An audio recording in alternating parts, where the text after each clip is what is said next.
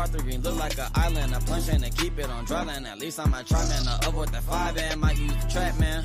I got a check, man. Line tango ball speed, rate of that backsman. And where that ball land. Watch that's on my hand. Is yours not the time, man? Yeah, that's my garment. I feel like Ron, man. Not talking noodles, I'm talking about John, man. And Gary Woodland. Stripes up with Travis Fulton. Got me striping like Dustin Johnson. 59 watchdog, the way that I'm playing. Hope that it is God's plan. Look like a God plan. Ain't drop the shot, man. Soon as I say that, my ball drop in the sand. I should stop playing. The front nine was lit, the back nine was shh. I birdied the second, the fifth, and the sixth. I doubled the 10th, 18th card of the trip. Ain't that a beer? That's golf, bro. Eagle putts and the birds dropped on the front. Swear I felt like I did what I want. Since then, ain't really done nothing. Hey, that's golf, bro. Put that ball in the water and I thought it would skip. If it check up too fast and I thought it would skip. If it go past the flag and I thought it would sit, I come ready with. All right, guys, welcome to another NSLB South Texas Golf Podcast, episode 140. Right here, I got on the show tonight. We will be having a good friend of mine, Ray Garza from On Par Golf and On Par Golf Apparel. Also, we will be having the president of the Texas Golf Writers Association. He is the owner of the Art of Golf, travel, golf business. Art Strickland, one of the main men out there, one of the best Texas golf journalists out there. He's going to give us some insight on the whole Scotty update, talk about the updates at Colonial, and we're going to be talking just a little bit PGA golf as well, and a little bit of live golf tonight as well. Let's go ahead and bring on my dude right there. Let's go. Freddie, let's go, baby. Let's go. Yes, my dog, sir. Freddie. Look at this. Freddie, how we doing today, baby? I'm doing ecstatic, bro. Every Wednesday, I look forward to this shit. Come on. Well, I don't know if you do have anything else going on. I don't, bro. I don't. I mean, seriously, other than this and my job, I think that's all I have, bro. I mean, and the wife. That's all you have. Yeah, that's all I have, bro. Time is what I have. All right. Well, you know what, man? We got a banger of a show. I'm so looking forward to. Man, I got the dogs barking over here. All right. So I don't know if you want. I don't know if you want to talk about our presenting sponsor here, Freddie, right here. Let's go for it. Yes, sir. Yes, sir. FOREBROS Tour. Never golf alone. If you're ever looking for a spot, you want somebody to come out and join. I mean, come out and play. FOREBROS is it for you. We take no fees. It's a good atmosphere. It's a bunch of just guys getting out together, having a good time. And that's what we do around here, man. So never golf alone, FOREBROS. Hey, we got a big event coming up soon here. Yeah, huge. All right. We got Comanche Trace coming up this Saturday, June 1st, out and in Kerrville, Texas, about an hour outside of San Antonio. Man, it's going to be a freaking banger. It's going to be hot, bro. It's been getting hot lately. Oh, man, dude. Like, I don't ever use sunscreen, and I try to take it off my cap, and I'm still burned on top, dude. Yeah. Well, man, oh my gosh, dude. Okay, so I'm thankful that I have hair. Right, I have hair. Thanks, bro. Don't rub it in, man. When I have hair in the wrong places. All right, man. So tell me, when did and they call it coming home. So when did you come home? Hold on. They call it coming home when you realize that, hey, that this is no mas. Oh yeah, dude. When did you come home? Dude, I don't know, man.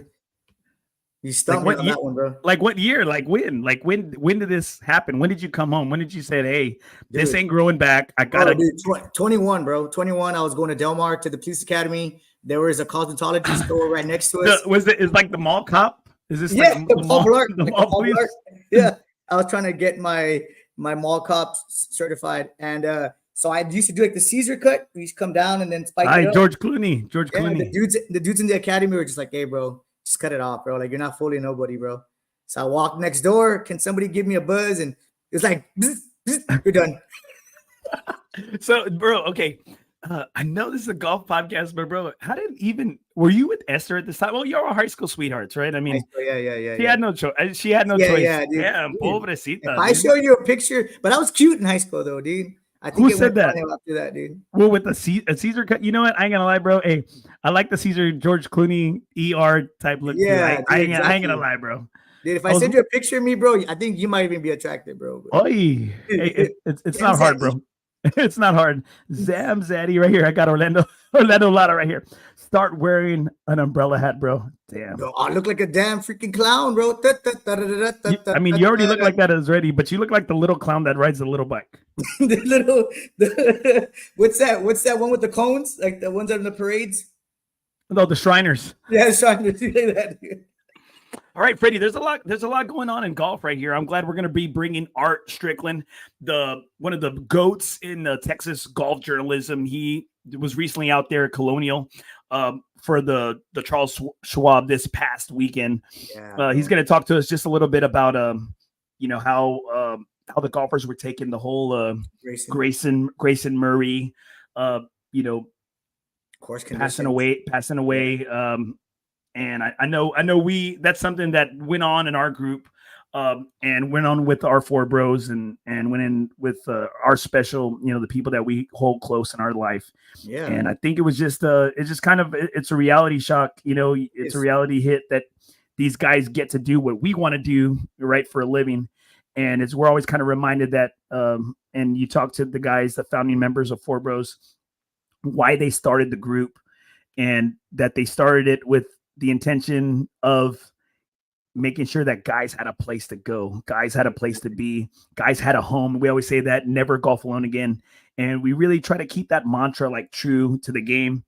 And in regards to, that's why we take no fees. We take none of our bros money. Everything that comes in, we're transparent. We show the numbers.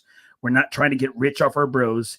And I think that's a rarity in today, that we really want to stand behind. Our motto is that, that if you don't have a home, we have a home for you. And I think a lot of times that's how we met. That's how we met. And look at us now. It was started, but it's not the thing that keeps us together. It's not the thing that brought us, or it's the thing that brought us together. But the bros, the brotherhood, the fellowship is what helps us. Like, what got me today, Andy, though, dude, thinking about Grayson, was I was having a conversation with my cousin, and we're just the same way that we do in our group. We just give each other shit. But it came to me, man, and talking about Grayson, was that sometimes I take golf too serious, man. And sometimes, dude, I'm over there on the golf course and I'm having hissy fits and I'm getting mad, and then we're breaking up and having arguments on the golf course. And at the end of the day, it's just like, dude, like, we get to come out here and play, man. Like, this is just like a passion for us. Why are we fighting over the dumbest things? Like, let's just enjoy our time together. So, like, talking to him, I was like, man, you know what, dude? I'm going to try to tone it down a little bit, not be too emotional on the golf course, bro. But it's just get out here and have fun, man. That's what it really is about, man. And so it kind of taught me a lesson, dude. Just stop taking it too serious. Don't break up over $2, $5, and just enjoy the time out there, man. You're playing for $2. That's it. $5. No, Scottish, $2 Scottish. You need to be playing with my dad and uncles. They play like 25-cent skins, and then they're like $2 front nine, back $2 Nassau, and I'm like, bro, like, Dad, I can't play with you. Hey, anymore. But you're the one who told me, bro. It's the principle, bro. It's the principle behind it, bro. It's the principle behind the $2. Yeah, you're right, bro. Yeah, you're over here paying people with freaking Groupons and shit. It is. That's how I get my own changes. Bro, I have like 5 Groupons with like 5 different emails, bro. So we're gonna have Art on tonight. He's gonna give us just a feel of what's going on in the PGA. There were some updates in Colonial, and looking forward to it. You saw, like, if anybody saw golf this weekend, saw that Scotty was up there. Scotty was up there this past weekend, and of course there was a lot of brown spots out there, man. There was just they were talking about how hard they go coming from an easy course to a tough course. They said on Thursdays a lot of people were shooting over par. Bro, they said it was like, yeah, it was looking a little bit not 100% ready, but they said it was tough, bro. Right here, guys, we got some great comments. Thank you, everybody, for tuning in and chiming out. Robert Vasquez, we are fortunate with the rounds that we are doing that I'm able to give away clubs for tournaments. Thanks to all that are playing Gateway Hills, giving back for the loyalty this Friday's tournament. TaylorMade Stealth 2 driver and 3. Man, Robert. I'm speechless right now because Robert this past weekend at the FOREBROS, red, white, and blue out there for Labor Day. Sorry, Labor Day. Memorial Day. I get those confused. I'm sorry. For Memorial Day, he gave away to the first and second place guys, or 2 first place flights. He gave away 1 ping 3 wood, and then he gave away to Rudy Jaimez a ping driver. I saw that. Yeah, max 425, bro. bro. I know, dude. It's This amazing. guy's just Right too here. generous, man. I'm like, dang. Right here, guys. Before we continue, guys, thank you so much for tuning in. The views or opinions expressed by the host and guest may or may not be shared by the sponsor supporters. Listen at your own discretion. Right there. And we always got to say that because this show is for the adults right here. Right. We always got to make sure, guys, that we don't, our sponsors, our supporters, they don't support these. Well, a lot of them, they support these right here because we got some comments right here. Rudy James, we are all cute when we were babies. Brucey. Hey, bro, Rudy's just riding a high because I heard he had a good round too, bro. So he did, bro. I was there to witness it, bro. Like this dude, I was there to witness it. I was trying to be the fireman and put him out, but dude, he was hot. All right, right here, I see my man Art Strickland is on. Let's go ahead and bring him on. Hey, how you guys doing? Art, my man, thank you so much for being on tonight. I want you to introduce you to my better half, Arnold Brucey Garcia. There we go. I like it. You got on your golf hat. It looks like you guys got in a quick 18 today. Oh, I got a little range session. Do you want to see my promo for today, Art? Oh yeah, look at his promo, Art. Yeah, absolutely. Man, this game is crazy. You know, you come out here 1 week, you look like a major champion. The next week, you look like a 25 handicapper from Crabapple, North Dakota. But right down the middle. Coming for you, Leo, Mike, Maya. It's your boy, and he thought it's nothing as Obi, South Texas Golf Podcast. Make sure you tune in to the show tonight. I will be having Ray Garza on, the king of Southside Golf, from On Par Golf and On Par Golf Apparel. Also, coming into the show tonight will be Art Strickland, the president of the Texas Golf Writers Association. I'd like to thank my presenting sponsor, FOREBROS Tour. Never golf alone again. Please take 0 fees. Also, like to thank my gold sponsor, Brad Eichens with Metal Stacks, Precious Metals Collectors Club. Make sure you tune in tonight, 8 p.m. OB out. Pretty good. I like that. It's pretty good. There you go. We're trying. We're trying, Art. Art, how have you been doing lately, my brother? I saw you were in. Tell me where you were at. You were in Scotland, Europe. Where were we at? Yeah, 9 days in Scotland. We took some guys. We took some guys with the Art of Golf Travel and had a great time. My Fitbit gives me a weekly update. My Fitbit said I walked 73 miles when I was in Scotland. So that's like going from Austin to San Antonio and back again, I think. Wow. Damn, dude. Okay, so you were there for 9 days. How many rounds of golf did you play? We played 10 rounds of golf. 10 rounds of golf in 9 days. Wow. A few 36-hole days and, had good stuff. But, yeah, great. Over there, golf is just really part of the fabric of society. And, most of the guys, there are no golf carts, so that's out. But, all the courses are flat. I mean, if you tried to walk Alcantara, even if you wanted to try to walk Alcantara, it's just a no-go. And, there are no golf courses like that. They're all flat. Also, all the holes are close together. In America, we've got to spread things out because we've got to sell real estate. But in Scotland, you might have 30 feet from the green to the next tee. You see that a lot over there. And so it's just a different way of walking. Of course, the fact that it never got above 72 degrees the whole time. That's got to be lovely in the summertime. Perfect. Like upper 50s in the morning, maybe 65 at noon, 72 in the afternoon. So, don't try that in the winter, but in the summer, that's not bad. Oh man, that's a hard definite. All right. So you came back to a lot going on. On in the golf world. See what happens when you leave the United States? Like everything happens when you're not there to watch. My man Scotty Scheffler got a little time in the Crossbar Hilton and still made it to his tee times. That's pretty impressive right there. Oh man, I mean that's right. That's true that he made it to his tee time, and then as of today, you heard that all charges were dropped, and that both sides, or Scotty's not going to sue. And do you have any insight on that? Especially that you're a Dallas guy and Scotty's a Dallas guy.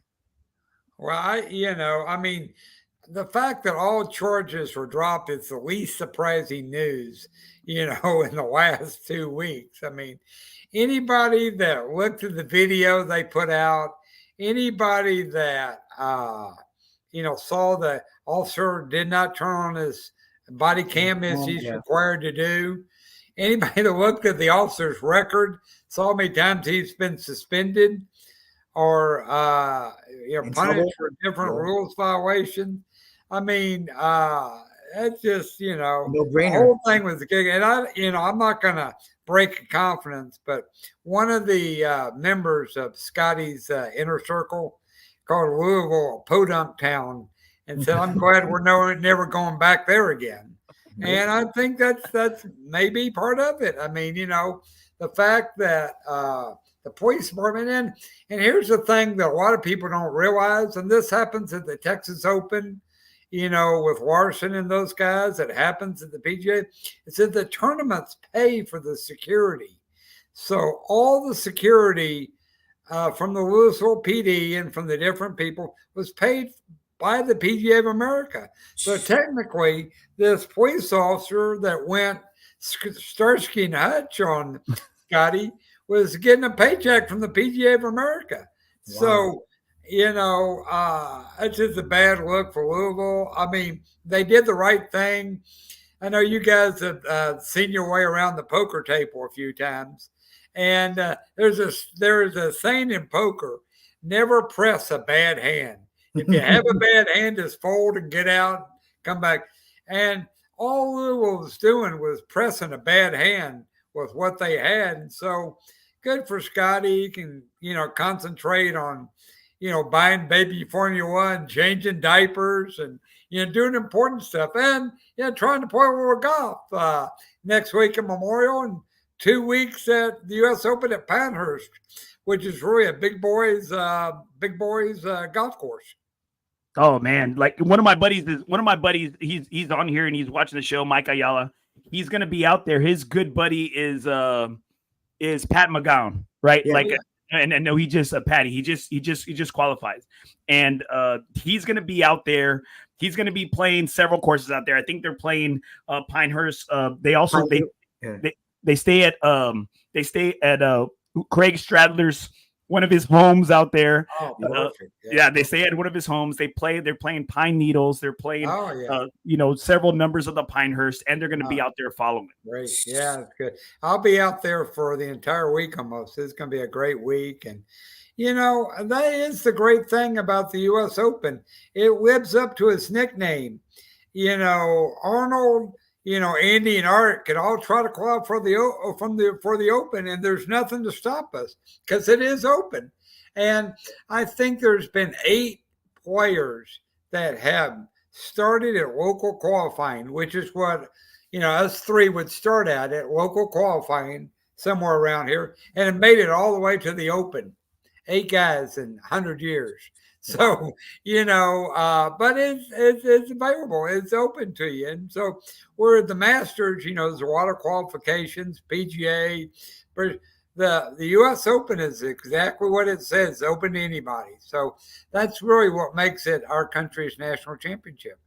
And I'm right with you there. I know Freddie's got a pretty big question coming up here, but as we kind of close on that, I'm ready for San Antonio to kind of return some of those courses as being those entrance level qualifiers, because I know Cedar Creek, which is an Alamo City Golf Trail course, it used to be a U.S. Open qualifier. As soon as you walk in, you got those certificates, those fancy certificates to the right. Comanche Trace is another one of them, which is in Kerrville, which the course we're playing this Saturday. Yep. They got 3 championship 9s. They just hosted the Division I Southland Conference golf tournament. And I know I'm ready for some of these courses to get back into that fold to get qualifying, because San Antonio golf is good. And I know we got a taste of that right before the Valero Open. It's going to be good. I'm looking forward to it, but you're right. I mean, it's been a very hectic. 2 weeks ago, I'm in Scotland riding a bus to a golf course. and an alert comes across my Twitter. World #1 Scotty Scheffler's been arrested by the Louisville police and is headed to jail. And I'm like, who's pulling off a hoax? Not even April 1st. Who's pulling off this hoax? And I really thought it was not real, but it was. And then, really tragic what happened last week at Colonial with Grayson Murray. Yeah, I was just going to ask you that, Art. That was the question I was going to ask you, was that you being there, what did you get off the vibes? Like, how was, like, I mean, I know it's one of those, like, you don't ever want to talk about, but I mean, how did you see their reactions? The commissioner, Jay Monahan, was there on Wednesday, give him an update on the lip stuff, and then came back on Saturday. And what Jay told me is that our first inclination was to cancel the rest of the tournament. Just call it good, say we played, and we're going to honor Grayson by not playing this week. But he said, in talking to his parents, and also talking to some of the players, Webb Simpson was one of his best friends from North Carolina. And Webb Simpson said, Grayson is a competitor, and I don't want you to lose your radio license, so I'll clean it up a little bit. But he said that he would kick us right in the butt if we canceled the tournament because of him. He'd want us out there playing, and so they did. And Davis Riley, big winner, but super sad, but I think it points to the fact that I don't think a lot of people realize that a lot more grand than glamour on the PGA Tour. And you've got to have a strong base, you've got to have a strong belief system, you got to have a strong faith. You cannot. Casey Martin told me one time, a long time ago, he said, Art, you cannot be your score. If you shoot 78. That doesn't make you a bad person. If you shoot 68, that doesn't make you a good person. You are not what you say. You are not what your score says you are. You've got to have more of a self-worth than that. And, a lot of guys are out here struggling, trying to make it, and some of those guys don't realize that. And, so tough out there. You got to have a strong base. And, this is really tragic what happened to Grayson. He had won in Hawaii this year. Felt like he had turned his life around from alcohol and stuff. So, don't understand that. Thankfully, he had left Colonial. He had left Fort Worth. He had actually flown to Florida after that. So, but just a tough situation. So I'm ready to get back to some, great golf. Last year, perhaps the greatest finish of any tournament on the PGA Tour was last year's Canadian Open. Yes.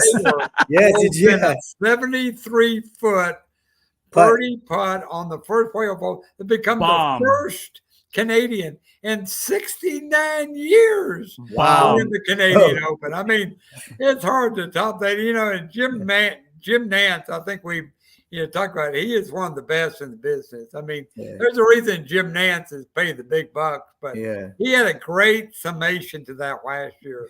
He said, "Glorious." My take to that was my take from that tournament was the tackle on Adam Hadwin when the security tackled Adam. That was him. Tommy Freewoodson. So I'm ready for some golf. I want to see what Glorious and Free this week, next week at Jack's Place and Memorial. And then the U.S. Open coming up after that. I'll be honest with you. I'm tired of hearing about Liv and come on. We're gonna be there. It's in Houston. I'm not talking about Liv. I'm talking about the whole collaboration. Oh yeah, definitely. We're gonna have a mixture. We're gonna just do it already. Don't talk about it. Just do it. Art. I like that. Let's stop talking about it and let's be about it, right? Like already, like let's. I mean, we're gonna do it. Let's just do it. And, that's it. That's what I always tell my wife. That's what I always tell my wife. Let's just say stop. Come on. Hey, let's just do it. Yeah. Don't say we're close. I don't have time. Progress. Let's just do it. Yeah, don't say we're making progress. Don't say we're just either do it or don't. But next week we're going to be down at Live Golf in Houston, and very curious, Andy. I'd be interested in your take on this. I'm curious what kind of crowds will be like. because we've had the Houston Open there. Then we had the LPGA, Chevron in the Woodland. Then we had the Champions Tour event. Oh. And we've had a ton of golf in Houston. So very curious what kind of crowds come out to the Golf Club of Houston in the first week of June, I might add.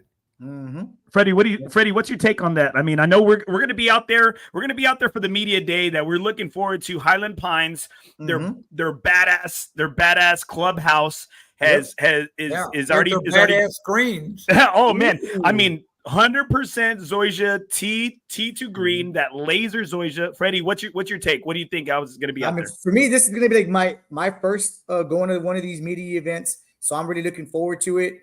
But like again, I was out there in that area last September, and I mean all those golf courses out there looking good. But I'm just going to take in as much as I can. Again, I've never been to a course like that, so I'm just really good. Great clubhouse, yeah. Yes.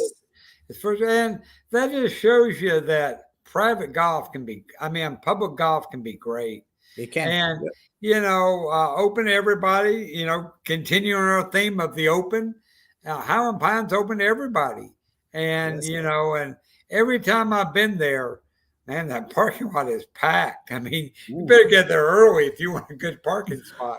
Well, and that's the thing. That's the word that I've heard from a lot of our guys out there in the Houston, Humble area, Lake Jackson, Porter. I mean, they're all out there, right, in that area. And they said that they always say that Highland Pines is just it's a hard tee time to get right now because everybody's having that same idea is that, hey, this is new, it's fresh, it's awesome. And you know what? For guys like us, we love playing off of that Zoysia, man.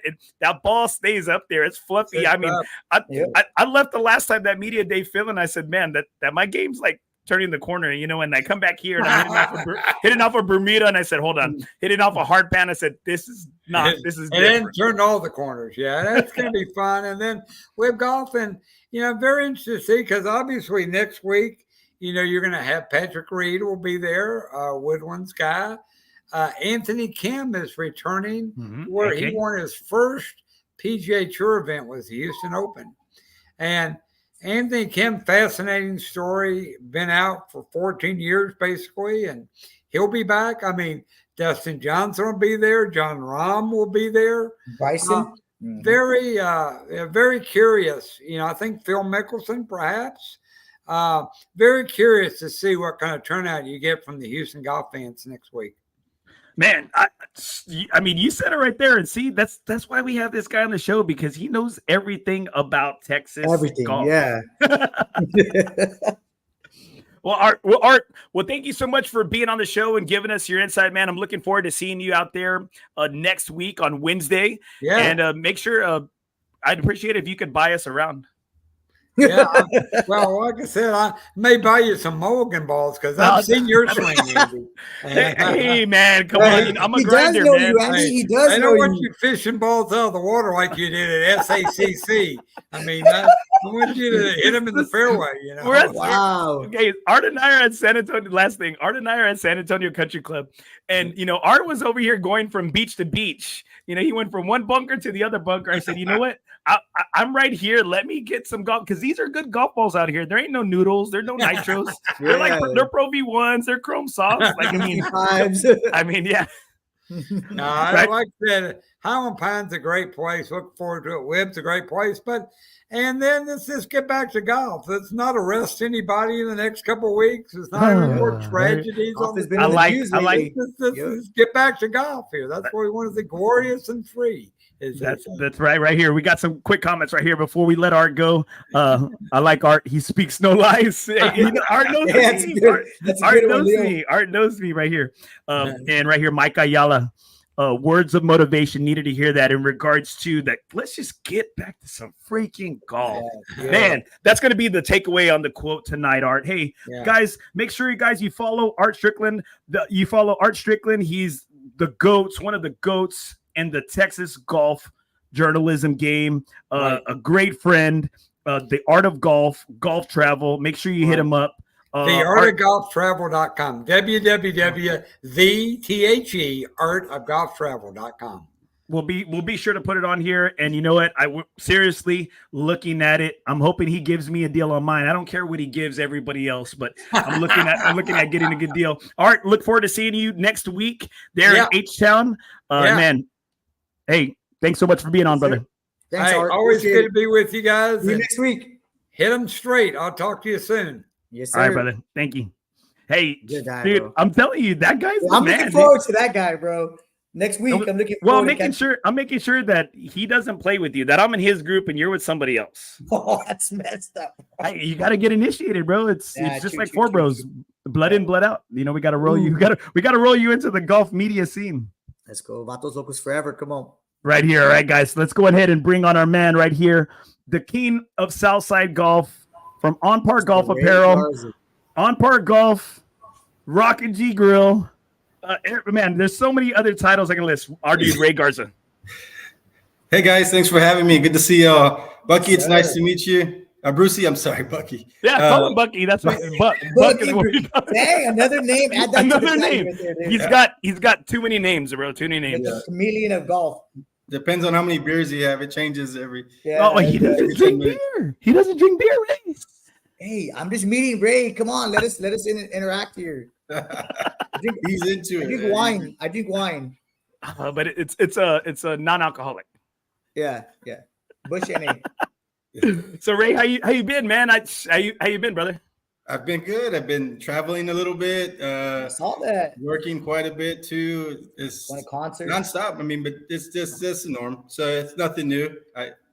I can't sit still, and so it's all good. It's all good. Well, man, you know what? Thank you so much for being on. You got a lot going on in regards to. We got the Flamingo Club going up here. We got the awards on June 15th. I'm really excited, and I know this is a passion project of you. Again, guys, if you're not familiar with Ray Garza, On Par Golf Apparel, and you know what, Ray, I've really tried to take a page out of your playbook. You're a guy that always puts his money where his mouth is, and really does his talking, but with his actions.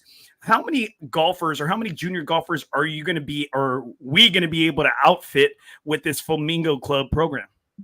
Yeah, so we had, multiple applications. Ended up with, we actually added one last one. We're going to give away 35 brand new sets of golf clubs, an On Par Golf piece of apparel. We're going to give them what's going to be called the Flamingo membership card. That's a tie-in with Alamo City Golf Trail to give kids 12 rounds of golf at Riverside, and we'll continue to expand that. So it'll be like a tour card that they're getting. They'll be part of the Flamingo Club. So they'll be our founding 35 members of the Flamingo Club that will be getting these cards and the recognition and the golf equipment, and just set the tone for what we're doing going forward. I couldn't be more excited for, June 15th. It was just something that I had in my head and figured out, how can we, really reach what our mission is, and how do I tie in the clothing thing? And this is just what it was, born into being. And when I launched the idea and I brought it to just, even just my small circle of network, it was amazing the amount of people that just didn't hesitate. Like, what do you need? How much do you need? Let's make this happen. Andy, we're going to give away $17,000 worth of equipment, apparel. And I did this in a month with nothing. Just, I want to do this. And people jumped on board. So that goes to say what we're doing and the impact we're making and the, I guess, buy into what we are and what I'm trying to create and just establish for our community. And I have visions of this going, way bigger than just San Antonio. I think there could be a chapter of this all over the country at one point. So this is just the tip of the iceberg.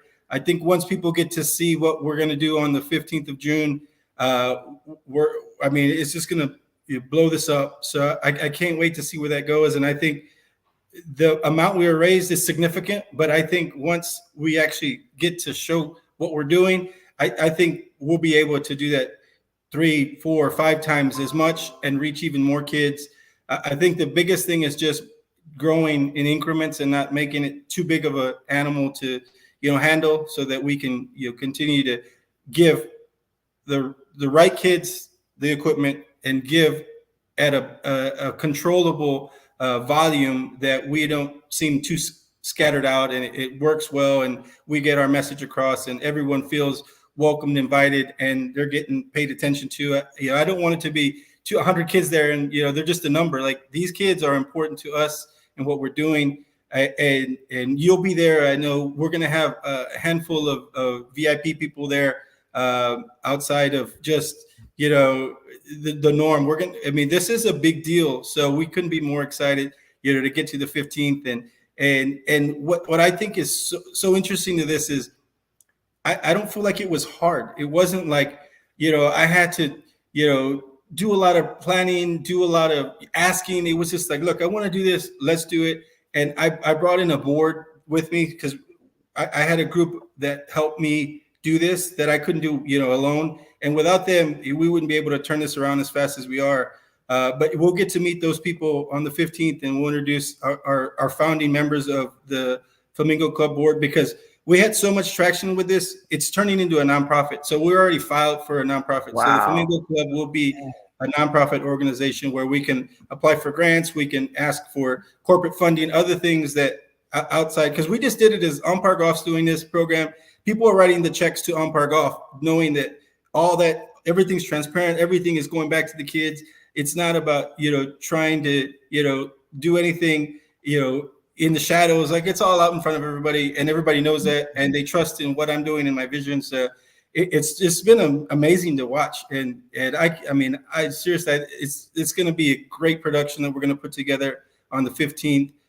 We're gonna videotape, and we'll have a professional photographer there to create just a video of the whole day, so we can use that as a marketing tool, and people can really see, because right now it's just a vision almost in my head, but when it's all said and done, people can really see what we're able to do and what it turns into every giveaway. And this is just the first one. We'll do another one in December, and the goal is every June and December we're giving away as many kids clubs as we can. And if we need to expand the age group or expand certain areas of it, we'll do that. But for right now, we're just keeping it in a number and age group that we can control and feel comfortable with.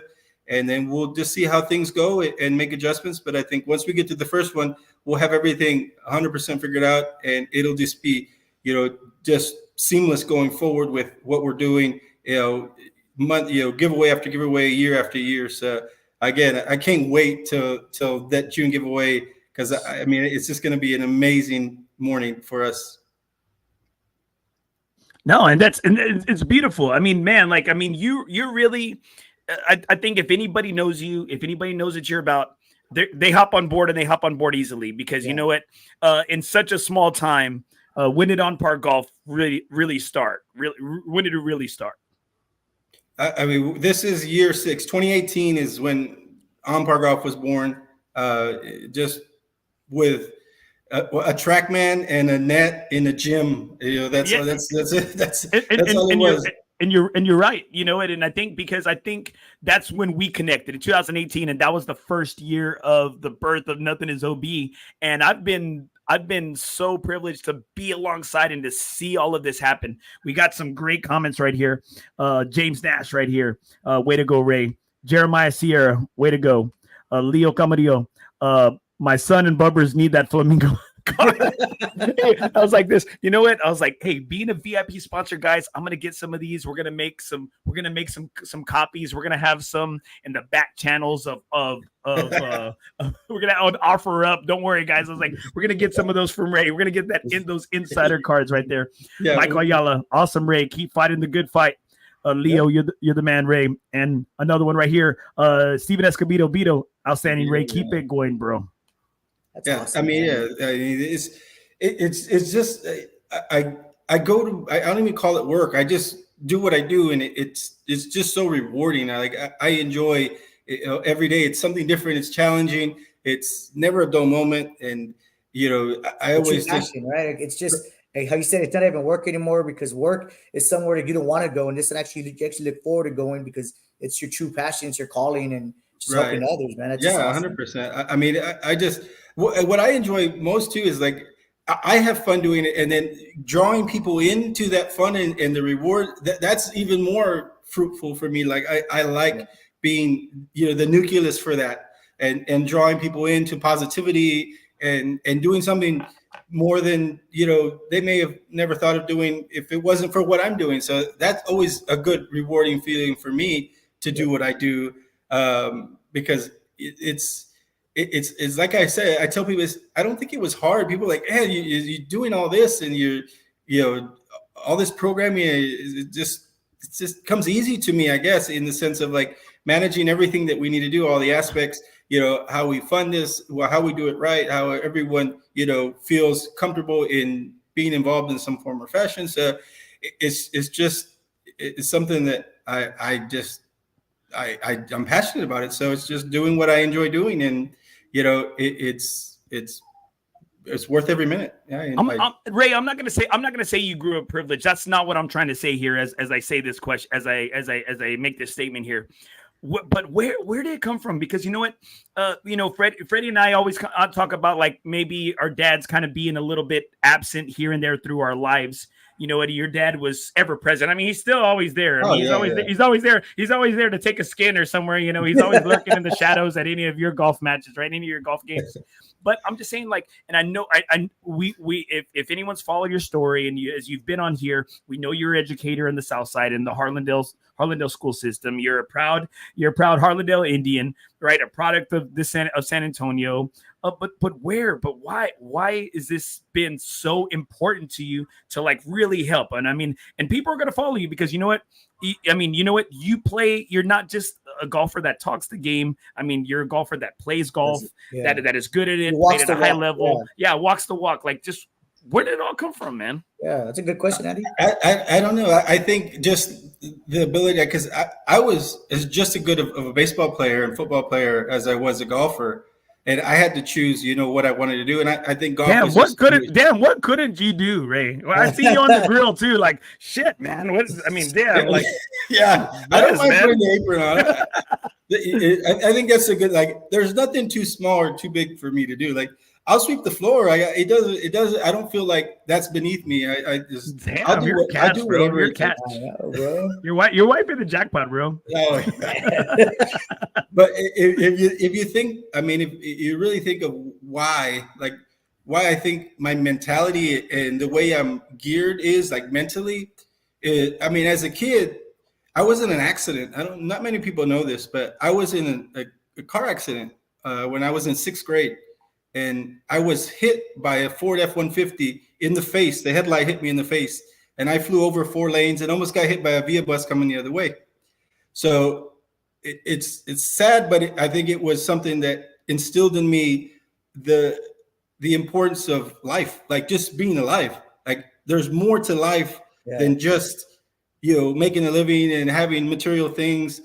And I think that's been something it just like, this light opened up in that moment, and I've been different since then. Like I've always felt like I was left on this earth for a purpose, and whether it's this or that or whatever, but it was just like a life-altering moment. And some people have those opportunities in life where something like that happens, and it's just like, well, every day is a blessing, and I'm just gonna make the best of it. And that's the way I live. Like every day is just a gift.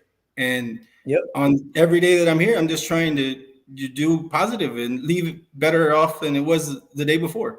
And that's really it. It's nothing more than just knowing that I'm lucky to be alive, and I've never took a day for granted. And everything I've done, I've given 100%. And everything whether it's family, whether it's work, whether it's whatever play, like I just enjoy every minute of it. And I think that bleeds off into what I do and why I do it, and why people maybe gravitate towards what I'm doing, because, it's positivity. And that's all I'm trying to ooze out is like, just be positive, be good. I mean, am I perfect every day? No, I don't even think I'm close to perfect, but I do the best I can. And that's all anyone can do is really just. I think you're perfect. Dang, Andy. Just Give the man a break. But no, I mean, Ray, like seriously, man, like everything you've been saying, like I get it 100%. Because like as a man, like I would always tell myself, I always wanted to be a man of influence. And with what you're saying, man, is like, dude, I'm looking at myself and saying, like, man, why don't I give more? Why am I not doing more? I mean, there's a lot of time that I have on my hands, and I'm just like, man, you know what? Ray's you're just giving me a lot of momentum and just positive vibes and say, man, like, hey, dude, it's not what you take with you, it's what you leave behind. It's your legacy. It's this, and it's like, man, Ray, you're just gonna, I mean, God forbid, but not to say it's anytime soon, but you're gonna live a pretty good legacy where people are that are kids right now growing up and say, if it wasn't for Ray, I wouldn't have gone into golf. And who's to say these guys don't turn into PGA Tour guys or whatever. I feel the same way. Like growing up, my dad, I think I've told this story on the podcast before, but my dad didn't play golf at all till he was in his 20s. And that's only because of one of my uncles took him golfing one day, and then he was hooked. So like and no one in my family plays golf, really. Like especially when I was younger. So it was like, odd for anyone to play golf, and it's a rich man's sport. That's what everybody has. If it wasn't for my uncle taking my dad, I probably wouldn't even play golf. So it's always like, and my wife talks about it, like things happen for reasons, and you would just be the cook at Rock and G Grill. You would just be the cook. I'd just be a cook. But, on the flip side too, I gotta give a lot of respect and props to my wife. Like she works. If you think I work hard, she works 100 times harder than me. And if it wasn't for her, smart man, doing what she does, I wouldn't be able to do what I do. And so, and two, it's a plan. Like, well, she gets, she works a lot, and it helps us do what we need to do. And I also work, but it's a lot of philanthropy that I get to do too. So it's a good balance. Again, I think things happen for reasons. God puts you in certain places, and it's just, if I am given that platform, I'm going to take full advantage of it to do what I can, because again, at the end of the day, I can't take anything with me other than the legacy I leave behind is what's going to stay behind. So, I mean, I guess that's been my mantra with the way I live every day. But that's kind of the I guess to be thought of, like, why that. I mean, that's, I guess, the explanation to why. And I mean, I didn't want to get too tragic, like I get run over by a car, but it's just interesting that you think it's your story. It's your story, and that's what people want to know. They're just like, this dude can't just happen to want to do this. There has to be a reason why of everything. I mean, I know and you have your logo from right here at the top right hand corner for On Par Golf. Why is it?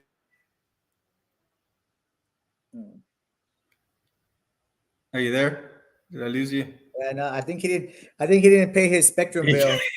But I think he was talking about your logo and the On Par Golf and why you chose your symbol. Yeah, no, this is just a representation of me, with the Garza being the flamingo or heron, and then the crown on top. It just There you go. Sorry. There you go. You gotta pay your bill, Andy. No, my wife and kids came in. It's a budget production. It's a budget production. My wife and kids. Everybody's on Netflix. I got my wife. She just came in, and man, look at me. Like, I'm already like, Ray, the same way you look at your wife, I'm looking at my wife the opposite way right now. And no, but I love it. It's with love, though. It's just, I love you. I love you. And so you know what, Ray? No one's surprised, and we got some comments right here. Ethan Esqueda right here.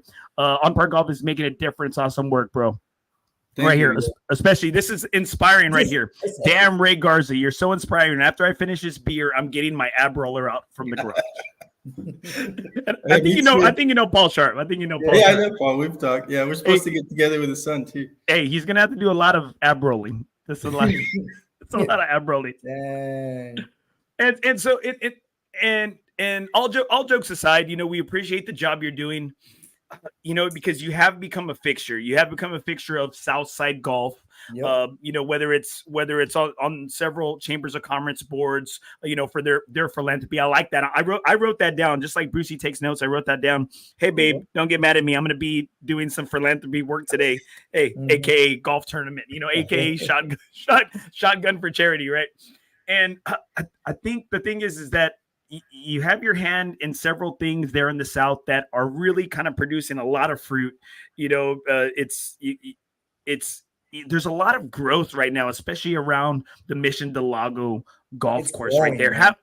How is that done in regards to training, in regards to the grill, and in regards to the course? I mean, because I know you're not necessarily, Alamo City Golf Trail is a partner of yours, or y'all are partners, but how has it been just there in the South in regards to the crazy growth that's going on there? Yeah, the growth has been off the chart. I mean, they're just building so many houses. Just every day I drive in there, it looks like there's 3 more than there were yesterday. And you've seen the spillover into the golf course. And honestly, I don't think it's that many golfers that frequent the golf course. They're just living there.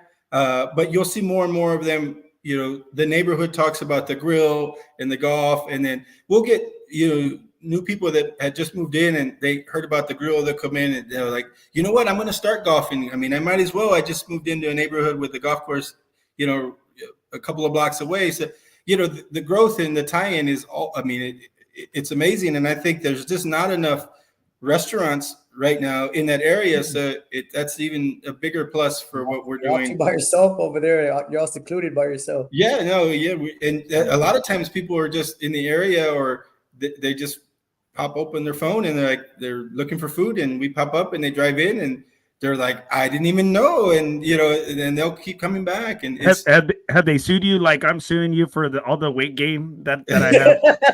I just want to know. I mean, it's not the camera, guys. It's a Rock and G. It's the avocado bacon burger. It's the OB. It used to be the taco, but now it's a burrito. And I thought he said I inspired it, but I think it's because I look like that burrito. I think that's what it was. Just because you inspired doesn't mean you have to eat 2 of them every time. Stuffed, Andy. I can't. And we've talked about it before. I can't eat one before. I try to. I'm like, that's the burrito I have to get. Like that's like it's my calling, But I have to get it after the round because I try to eat it during the round. I got bean, I got chorizo, I got it all, and I got it. It's on my grips and everything. I'm like, man, I can't even be freaking eating that damn thing before a round. It takes 2 hands to eat that burrito. Yeah. It's a handful. Hey, so speaking of Alamo golf trails, I mean, from what you've been seeing, I mean, what are you seeing as far as the courses on the trail? Have you seen any changes? Are you noticing any ups and downs on the courses? Yeah, I mean, you hear, I'm in the grill, here and there. I'm on the golf course here and there. And to be completely honest, I haven't been to Brack in a long time. I haven't been to Willow in years. I haven't been to but once. We know, Ray. You only play Mission del Lago. We know. No, I haven't played Mission. I haven't played Mission in a couple of months. I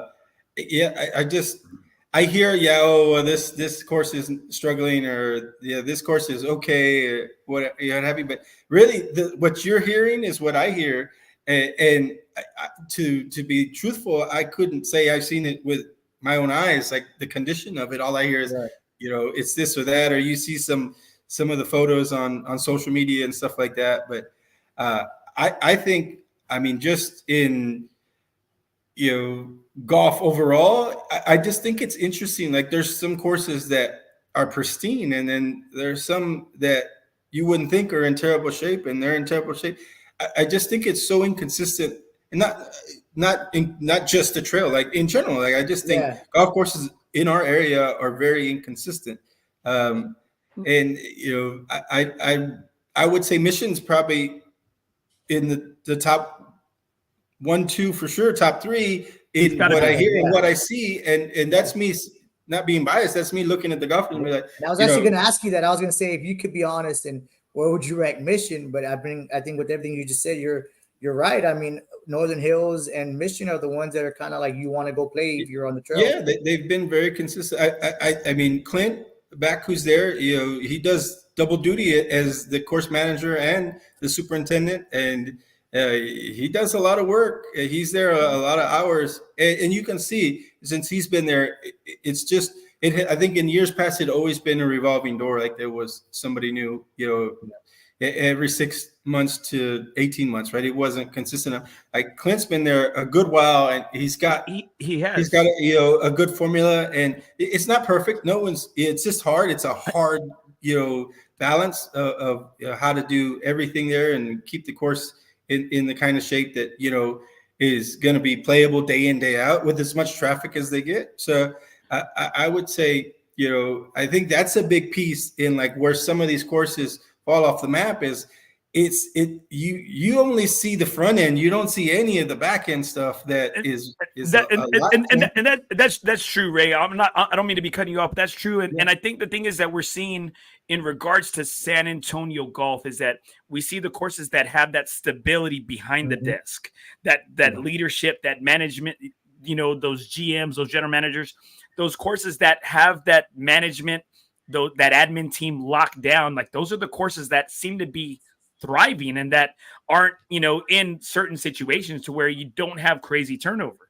You have the courses like Northern, with the exception of Northern Hills. Northern Hills has had a little bit of change over in regards to the general manager. Same thing at Willow. At Brack, not so much. You got Kevin or Chris, right? Kevin, Chris. Oh man, Charlie. There you go, Charlie. Yeah, Charlie from Golf Club Texas. You got Charlie over there, and again, you have a little bit of stability, with some of these courses, and I think that's the thing that I think everybody keeps talking about. It's growing season, right? It's growing season. Yeah. And we're hopeful to see these courses just kind of perk up and green up. It's like we're seeing the tee boxes, we're seeing the fairways. They're like, come on, baby, we need these greens. We need these greens. We need these greens going. And I was at a media event in Waco in Ridgewood Country Club. I'd say about 3 weeks ago, and we had a trip. I played a couple holes with Trip Davis, the golf course architect. He's the one who redid or who renovated Oak Hills. And he even stated to me, it was 8 months out of their renovation there in Ridgewood and Waco, and it's right off of Lake Waco. And he said, "Oh man, it's got to be growing season. Hey, we're just waiting for some warmer weather." And you got like this guy who did a hell of a job at Oak Hills. I mean, I don't think there's a lot of complaints with what he was given to kind of restore that charm, that Tilling has charm. But you know what? He even said it. Hey, we need some warmer weather. We saw the brown spots out of Colonial this past weekend out of the PGA, and they're talking about that. It's just been so hard to grow. Yeah. And too, sometimes those brown spots are just, you're seeing that on a PGA Tour venue. I mean, they're trying to get those greens as fast as they can. And, they just get, hot spots. And then that's just the norm. Like when you're shaving them that short, and if they're just not getting hydrated properly, then you're going to get that spottage around the green. So you got a green in your backyard. What is it rolling at right now? It's probably pretty slow. It's probably like a 8 or 9 right now. It's you got to keep a little hair on there right now, right? With the heat. Yeah, I cut it yesterday, but I haven't rolled it. So when 9? I cut and roll it, I double cut it, roll it. I could probably get it closer to 10. I was gonna say 8 or 9. You got to talk to the maintenance crew. You got to talk to the crew. I got to get in their ass. But yeah, like even my green, like I like, it's just like my little breath of fresh air. Like I'll go out there and kind of see what's going on. I've got a little hot spot too on my green, and I kind of don't mess with it because I'm trying to learn a little bit too. Like, well, how do I get that to recover? What do I need to do? How much aerification do I need? How much water? Those kinds of things. Just so I'm more knowledgeable. Not that I probably ever use it anywhere, but I think it's just cool that I can have that, feather in my cap. Like, you ask me, I can tell you from my own backyard what works, what doesn't work. And to my defense with my green is it gets zero traffic, so it doesn't get beat up, and and honestly, like I'm testing less aerification. Like I'm trying not to airify it because I want to see how it goes.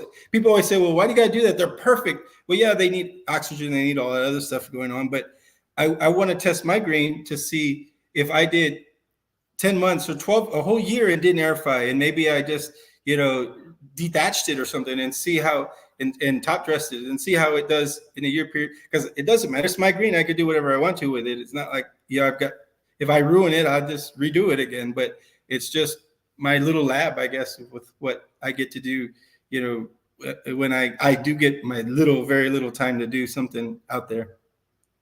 Oh, that's what is it? Self-indulge. I mean, hey, you're doing a lot already, Ray. You're doing a lot already. Yeah. Hey, Ray, I actually had a question, man. So you've been on the board of a bunch of stuff, man. Is like, in your take, what is it to set up a good golf tournament? Like, if you were to say, hey, you know what, this is what I've learned, this is what we can bring in, market, what all that good stuff is. What's your take on all that? I mean, I'll tell you some of the secret sauce, I think, to a successful tournament. A lot of it is personnel.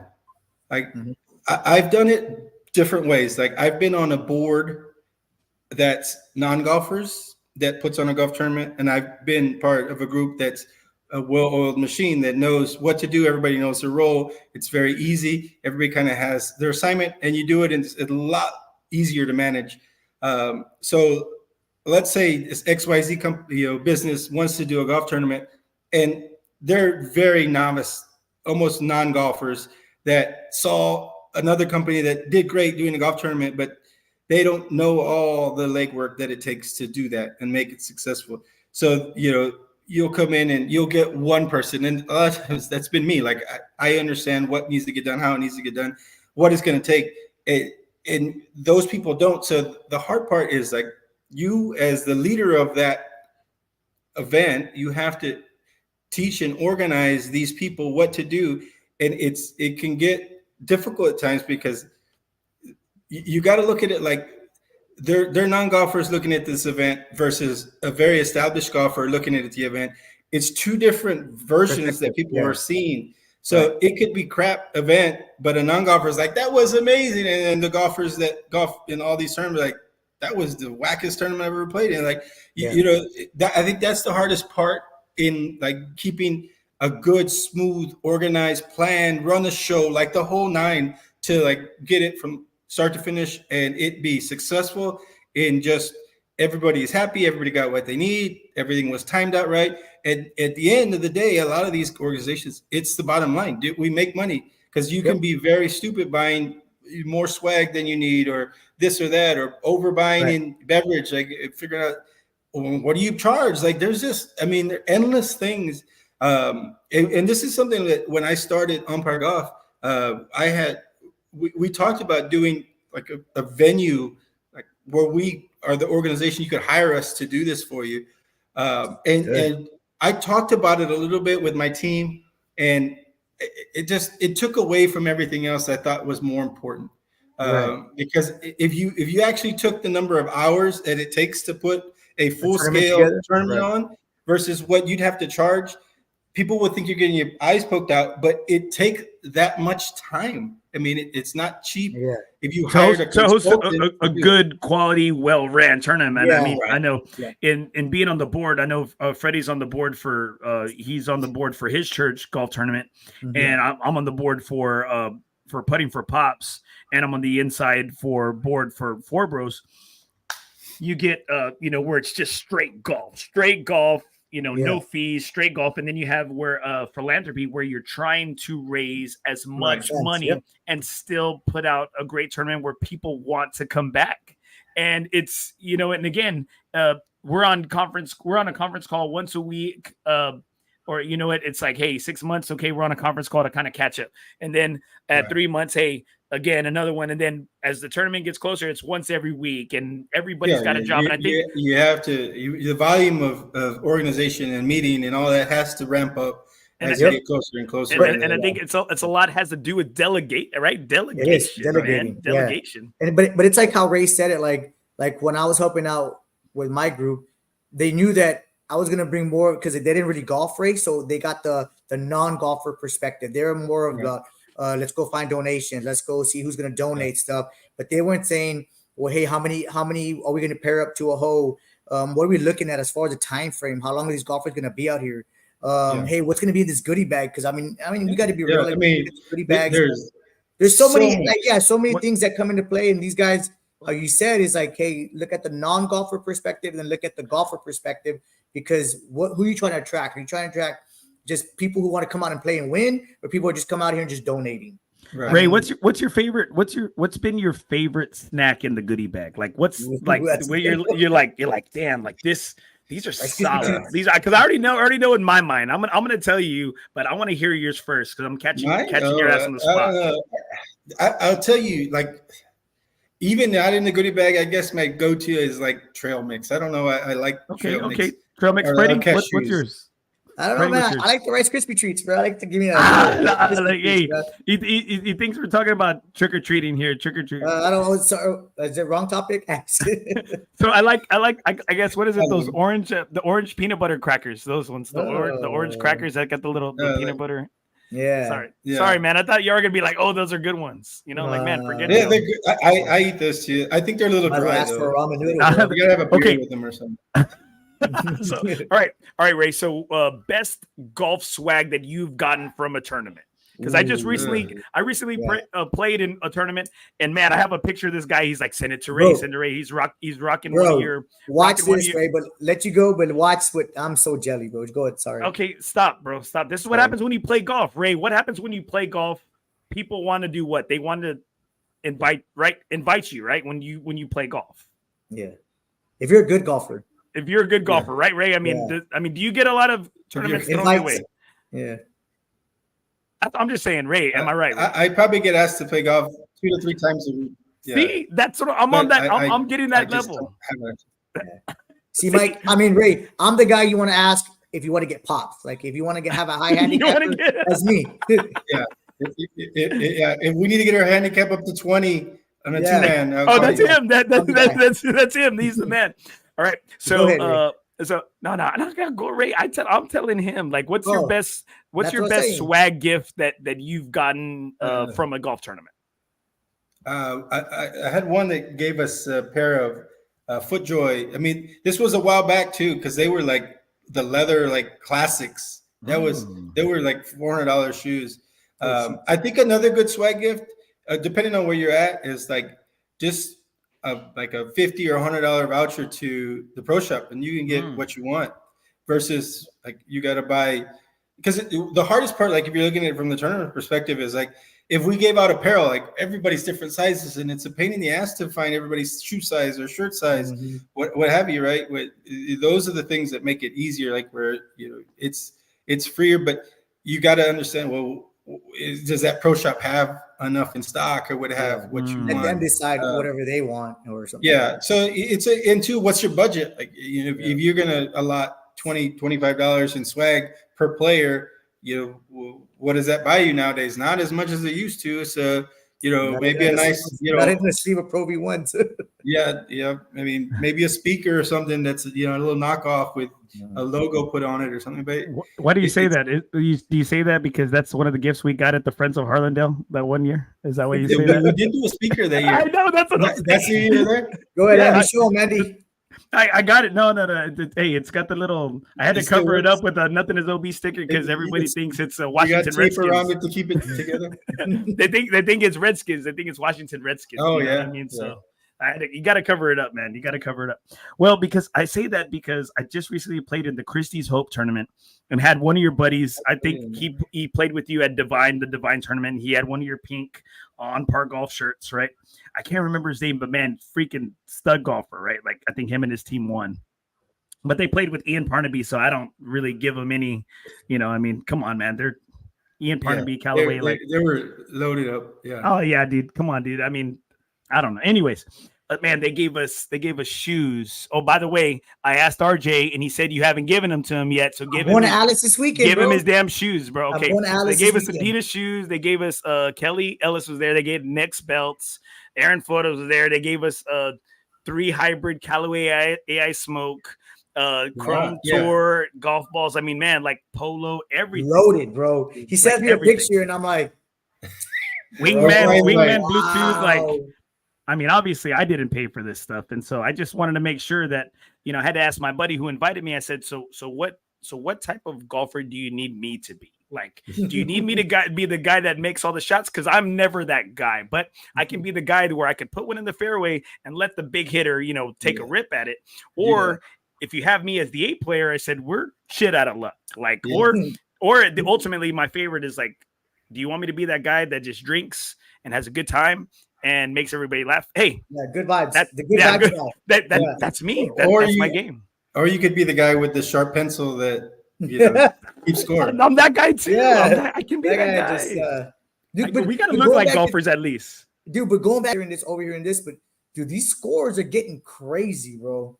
Like super crazy, where it's like in the 40s, and then like it's just like, bro, like make it Yeah, easy, bro.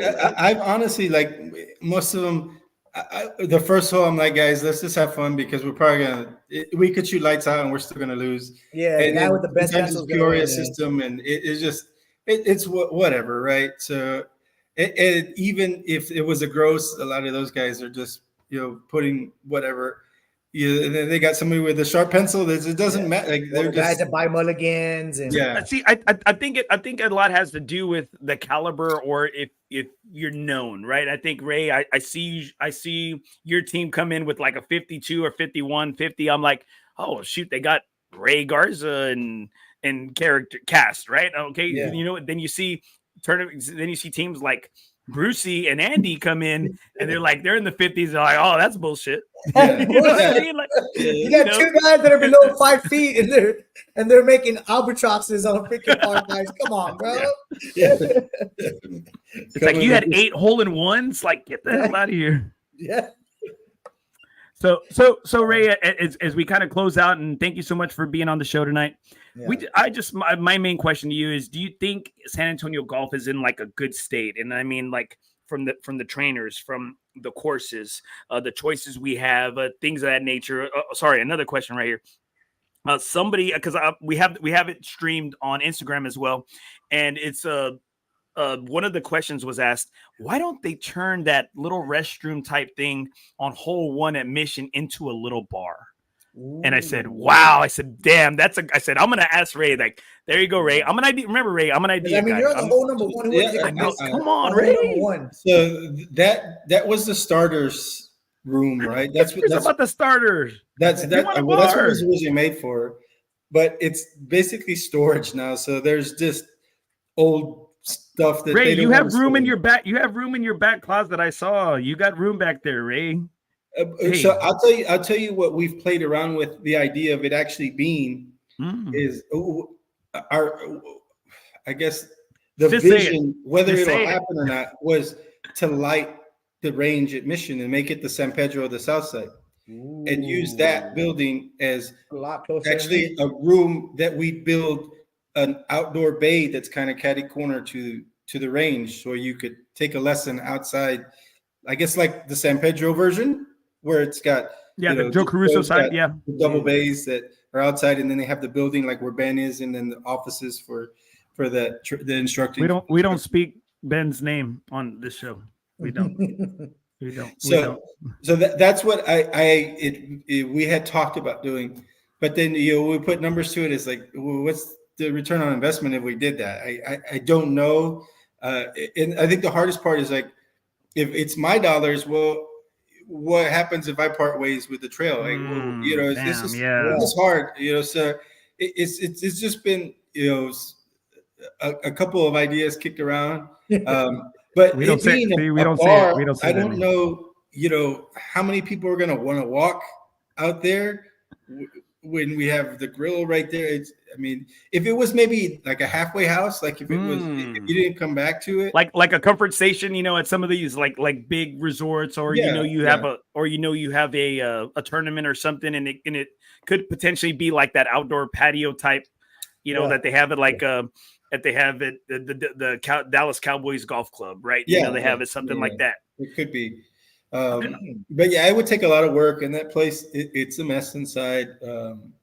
But we've thought about how we could incorporate that, but nothing's really happened at this point. But I think the simple answer is we would love for it to be lit, like where you could light it up. The biggest issue is one, that the neighborhood, right? You're The putting lights homeowners. up, Yep. and Yeah, then you're that's having true. these lights That's up. true. Okay. Yes. So, That's what Ruben related to in regards to San Pedro, in regards to Riverside. Potentially, we had people when we had Ruben Caraveo on the show, the director of the Alamo City, the director of marketing for Alamo City Golf Trail, about toying with the idea. He had customers wanting or interested in, hey, can we light up the teddy bear? Can we light up the par 3 course there at Riverside? And he said that that's a no in regards to the neighborhood and things of that nature.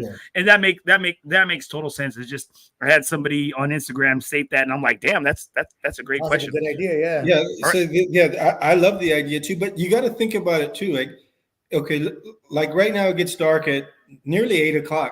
Okay, how many people are going to stay till 10:00? We don't know, right? So you're investing all this money for 2 hours of service. Again, okay, what's the ROI, right? What's my return on investment? And then two, the other thing with Mission is Mitchell Lake is right there, and it's there's an issue with the birds' migration pattern having lights up and all that. So there's just a lot of stuff. This is something you learn with being a partner with Alamo City Golf Trail. You learn the migration patterns. You learn things that you're a bird watcher, right, Ray? I am. I love birdies and eagles. Hey, okay, all right, Ray. So tell me, back to the question: do you think San Antonio golf, as a general, and I'm not just talking about trail because you're a partner of the trail, I'm just talking about in general, do you think it's in a good place, or do you think there's still room to grow in this post-COVID golf society here in town?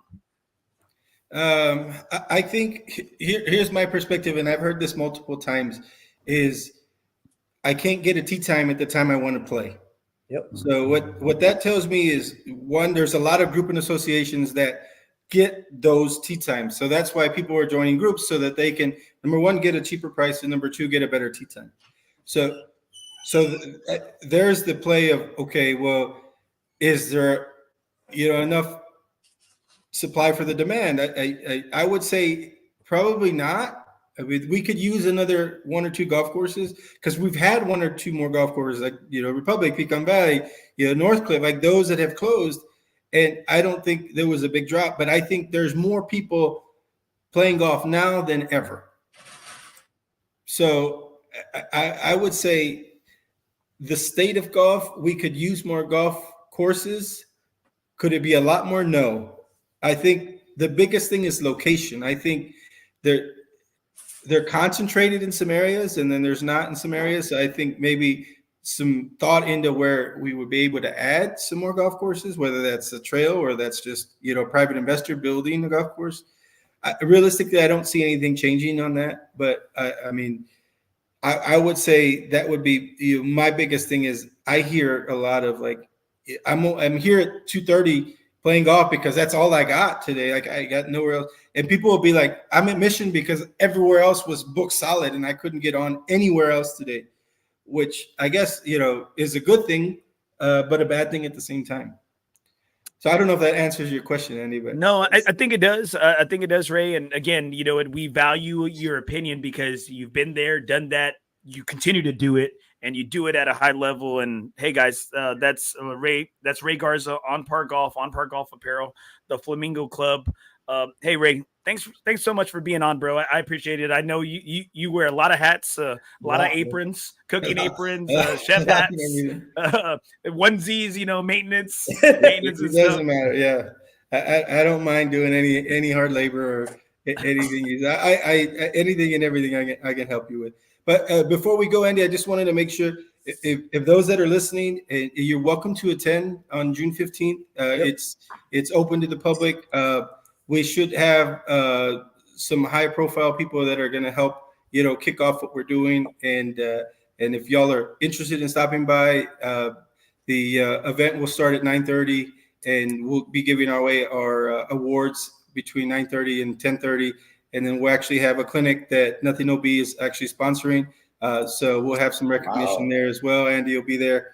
Does that make me a VIP? Yeah, you'll be in the VIP section. Oh, so that he didn't say yes. He's like, you'll be in the VIP section. Man, I still can't. I can't even buy one if you want.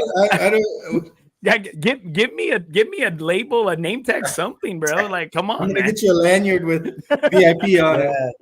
There we go. Thank you, right there. Hey guys, that's Ray Garza. Thanks so much, Ray, for all you do, bro, and thank you for being a guest on the show, man. We appreciate you, brother. Bro. Of course, thanks for having me, Andy. All Brucey, right, man. Have a good night. Yes, sir, man. You have a good one.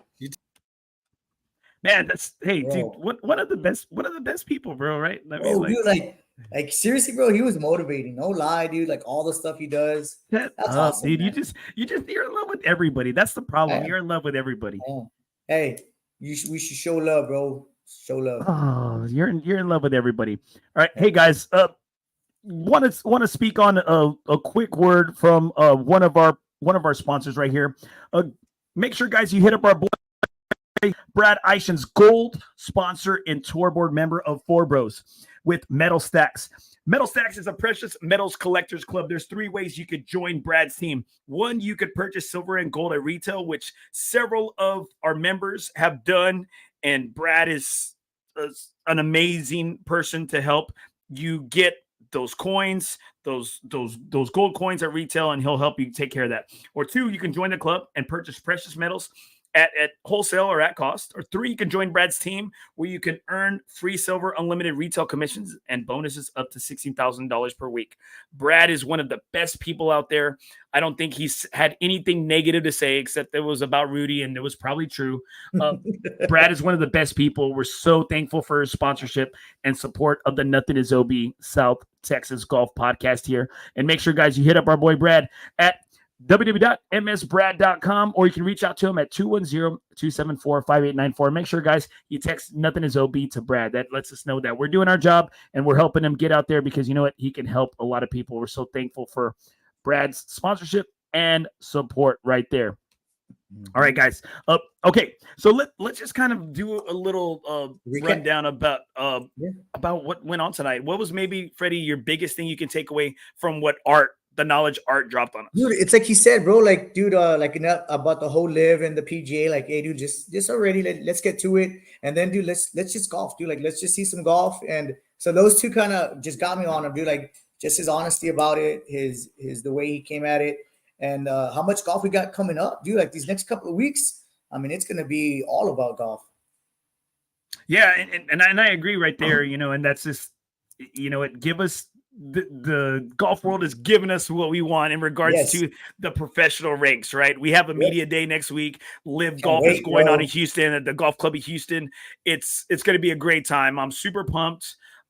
It's just, and then we got the U.S. Open that's happening there in early August, you know, and so it's a great time. But before we get there, you know, we're gonna have the Open there in I think in June, right here in late June, and mid to late June, like June the 20th, I think. It's just a great time for golf, you know, and it's just as we get into summer's it's almost here. I have my last day of school tomorrow. I'm looking forward to it. We're gonna be celebrating at Panchitos tomorrow. I'm gonna break my diet tomorrow. Panchitos, never had it, bro.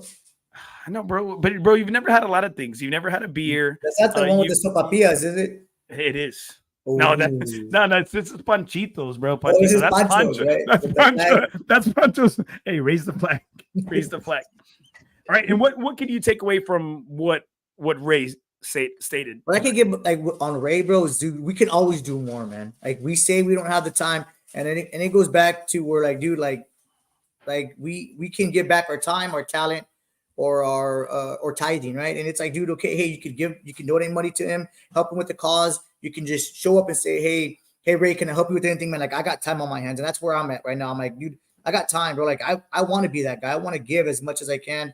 And so, dude, just with everything he's been doing, it makes me look at myself in the mirror and say, dude, what are you doing? How are you giving back to others? So, dude, to me, like, that hit me hard. Right? And that's where I'm at with him, is that, dude, we can always do more, man. It's not just the little things, bro. And it's like he said, dude, it took a life tragedy to happen for him to come to an epiphany to say, dude, life could be taken away from me right away, man. So you know what, dude? Every day of life that I have, I'm gonna use the most that I can with it, dude. That's what I got from it. Damn. I mean, just it's like every time I have Ray on, I learned something new about him, right? And that's something that I never knew. And Jordan Zapata right here, Brucey is a lover, not a fighter. Oh yeah, Brucey knows. I mean, Jordan knows me too well, bro. Well, you know what? Because you're right, he is. Because you know what, Mike Osman, Brucey, you inspire me, Brucey. Bucky, you inspire me, Bucky. I know, right? I'm like, Brucey's like, damn, I got another. That's another nickname right there. And you're definitely a lover because you're not a fighter, especially on the golf course. You always lay down. So you know what? You're definitely a lover out there on the golf course. Ooh, you like that? Hey, dude, even my wife was like, he ain't a fighter. He ain't a fighter. No, he ain't a fighter. You got T-Rex arms like me, bro. You know? Yeah, dude, got you, bro. It's like, it was good. It was good. You know, we got two sides of the spectrum in regards to the state of golf in the United States and art. I love that. You know, I want to hear. I mean, we got Scotland, bro. Like, wow, bro. Dude. Hey, 10 rounds in 9 days.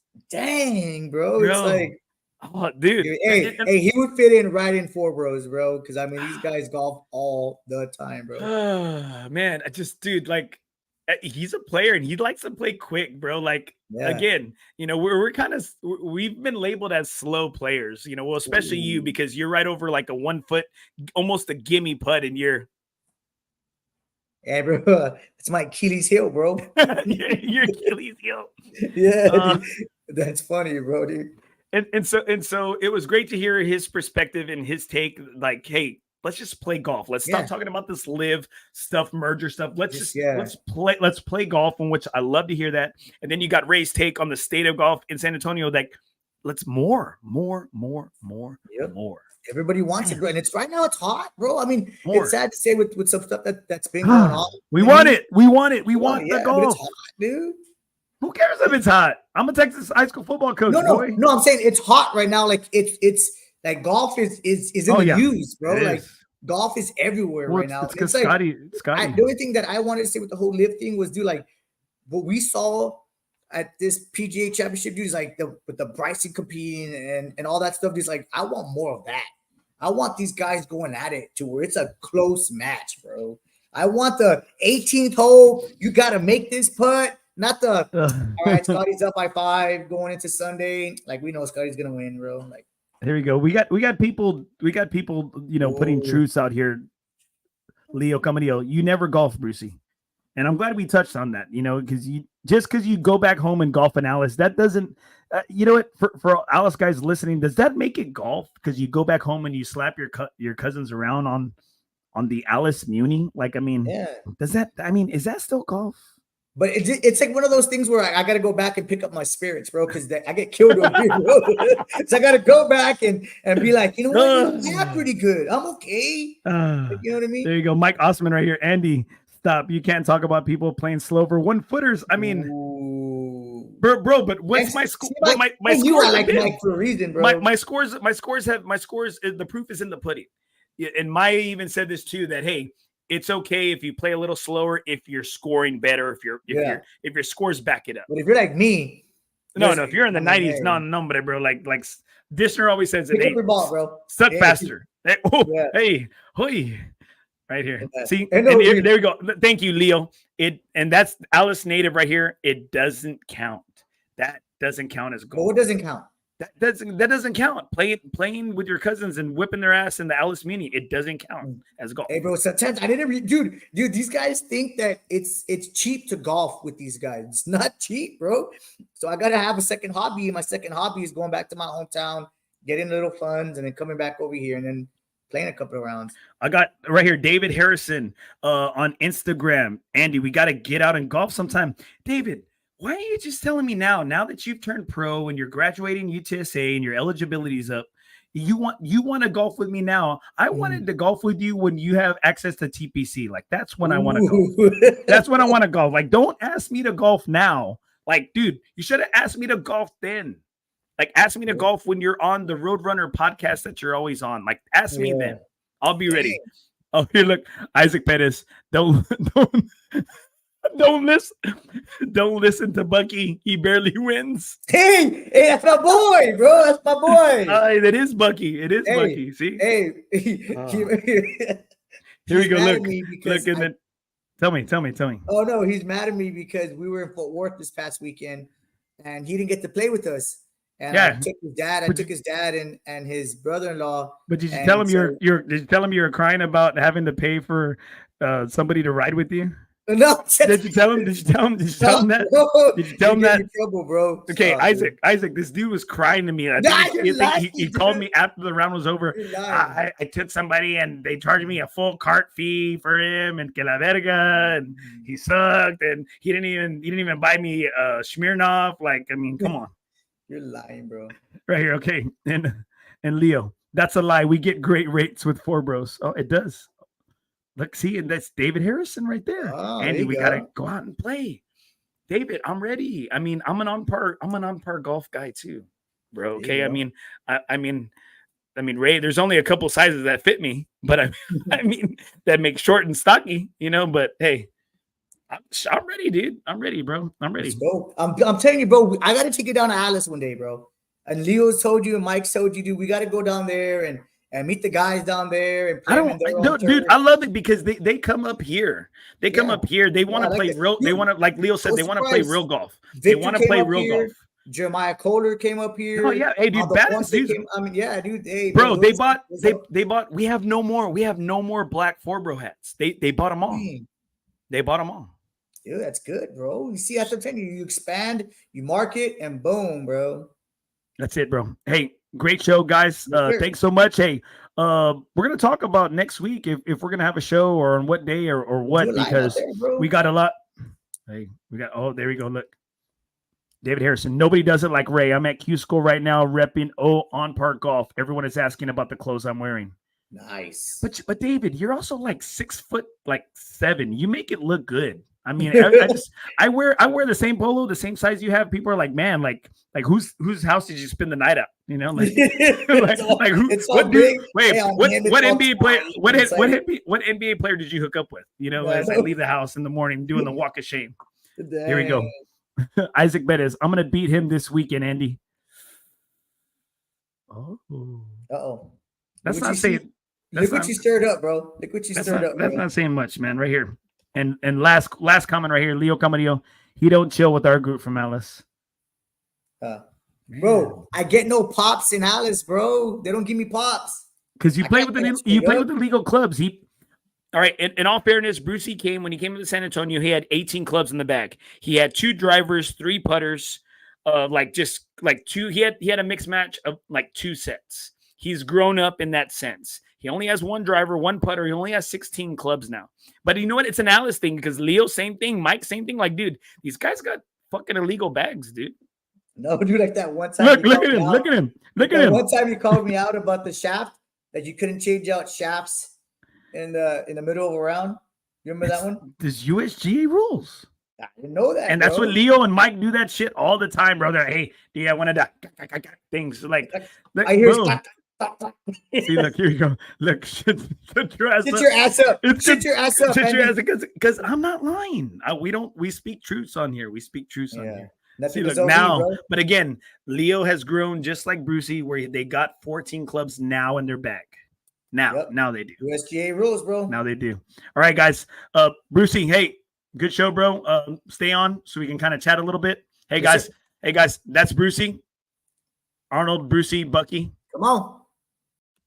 Hey, guys. Thanks so much, guys, for joining the show. Thank you to our sponsors, Brad Actions with Metal Stacks, and thank you to FOREBROS, presenting sponsor. Never golf alone again, guys. With everything that's going on in the golf world right now, it's great to have a home and be with FOREBROS. Hey, guys. Please continue to support the podcast. Next week, we will be out at Houston for a Golf Media Day and just got verified for Live Media credentials. Oh, look, Victor. There you go. Victor, chime in. Enjoyed it. Hey, thank you, Victor. You're always welcome, bro. And hopefully we get some of that reciprocated over there because everybody keeps telling me I got to go back to Alice. Alice and play the Alice Muni. Haven't played there since I was in 8th grade. So we got to make our way back down there. Hey, guys, remember, in the game of life, nothing is OB.